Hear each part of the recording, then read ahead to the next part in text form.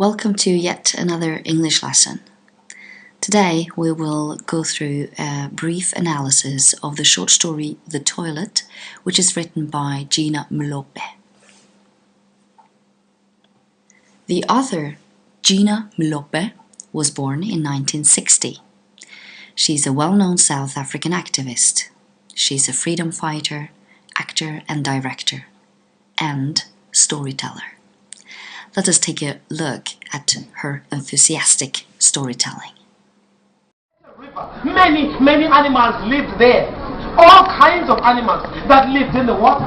Animals that flew in the sky, that came and nested near the river. And some of them were not even water animals. They loved just being close to the water. You had frogs, you had fish, you had hippopotamus. Who else could be in the water now? Oh, crocodile, yeah, it's a crocodile. And who else could be there? Sharks in the river. Oh my goodness. The Toilet contains autobiographical elements and is thus based on the author's own experiences. The setting is Johannesburg in South Africa during the apartheid regime. The point of view in this short story is the first-person point of view, and it gives a subjective perspective. The title, The Toilet, gives us negative associations. During the apartheid regime, there was racial segregation, and among many things, the toilets was a symbol of that. A white person never used the same toilets as a black person. The title also tells us that blacks are of no value. And now I will give you a short plot summary. Mhlope would go to the public toilet in the park every morning before she would catch the bus to go to work in the factory. The toilet in the park was never locked. Mhlope would go into the toilet and read magazines. She bought a notebook to write poems in and other thoughts that came into her head. The notebook was like a friend, and it was comforting to write down her feelings in it. The notebook became her friend. One day when she went to the toilet, it was locked.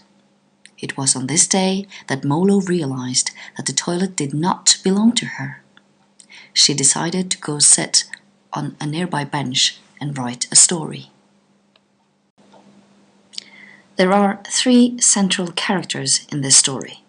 We meet Mhlope, her sister, and the White Lady.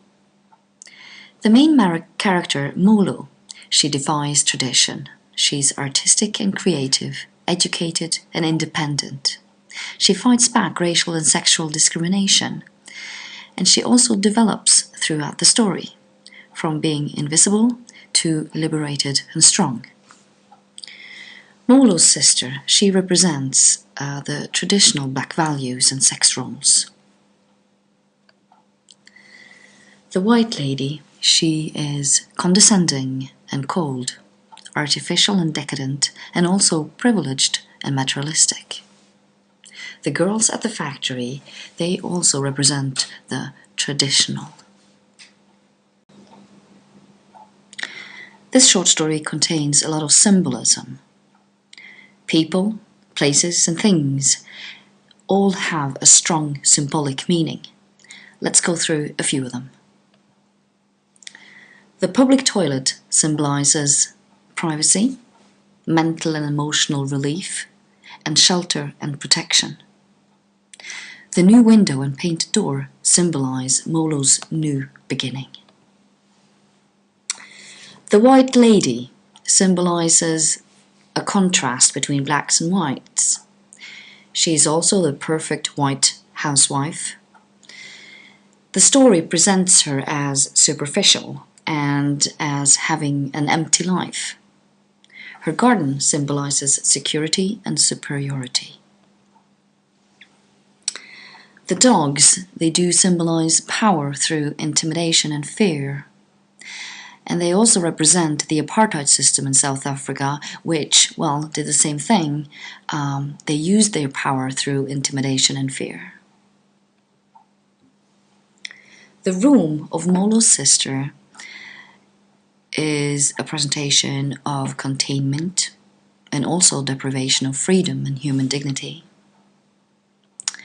And finally, the street lights, they symbolize surveillance and the fact of being watched. At the same time, it symbolizes deprivation of freedom. In the end of the story, Mhlope writes outside, and this symbolizes liberation and courage, her inner strength. And the spring sun outside represents a new beginning. And finally, let me talk briefly about the themes. This story contains 3 themes. First, living under an oppressive apartheid system.